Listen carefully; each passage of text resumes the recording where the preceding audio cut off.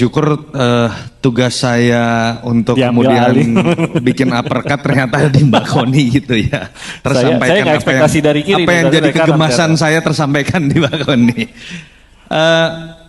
Sebetulnya kalau kita bicara merumuskan bahkan 3 saja. Oke. Kalau kita bicara yang selalu masuk di 3 besar. Masyarakat kita itu masih terpatok pada 2 hal kebutuhan mendasar kok. Kita bisa berdebat panjang mengenai krisis iklim, kita bisa berdebat panjang mengenai ekonomi hijau, ekonomi biru, dan lain-lain gitu ya. Tapi ketika bicara mengenai mau itu surveinya nasional atau surveinya di level daerah, orang itu milih cuma 2. Satu pasti tentang stabilitas harga bahan pokok. Yang kedua terkait dengan creating jobs. Ketiga baru mulai nih. Kalau tadi itu kan bener-bener perut. Kebutuhan paling mendasar, how to survive, ngidupin diri sendiri, anak saya, istri saya. Baru masuk ketiga agak lumayan lah, berbicara mengenai yang ada di isi kepala. Korupsi atau penegakan hukum. Walaupun peringkat 3-nya itu juga jauh sekali dibanding peringkat pertama dan kedua. Ini yang menyebabkan kenapa sih kalau kita berbicara mengenai bagaimana berkampanye yang efektif ya, bukan yang keren.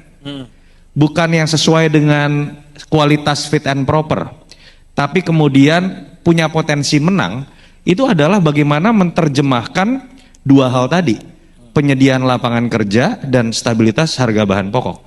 Yang menyebabkan akhirnya nanti yang akan menyita percakapan adalah kegilaan beberapa calon jualan 2 program tadi secara populis. Saya nggak sebut nama, boleh kalau nggak sebut nama kan. Misalnya akan berlomba nih.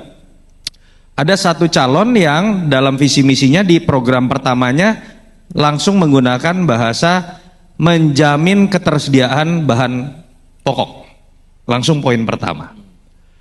Lalu saya nggak sebut nama tapi kira-kira bisa diterka visi misinya tuh visinya adalah Indonesia adil dan makmur untuk semua. Nah, yang hafal paling Afu doang.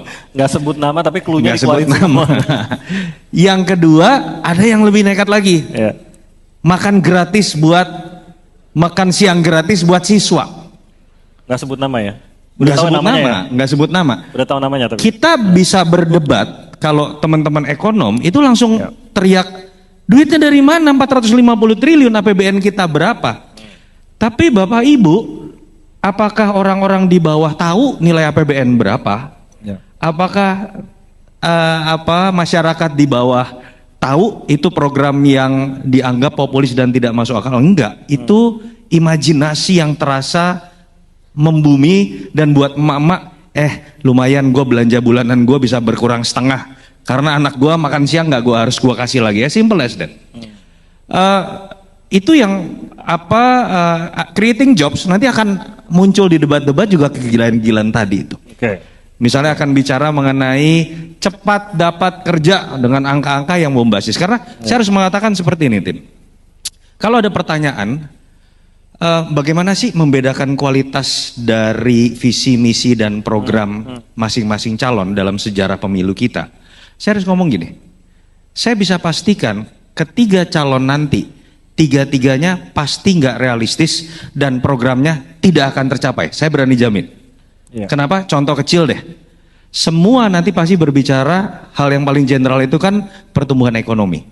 Pasti semuanya akan berbicara pertumbuhan ekonomi 7%. Ada yang mungkin gila nanti 7,5 atau 8%. Kalau saya coba tanya ekonom, Ibu Sri Mulyani deh, nggak usah jauh-jauh. Bu, 2025 bisa nggak 5,5% aja? Pasti dia akan geleng kepala.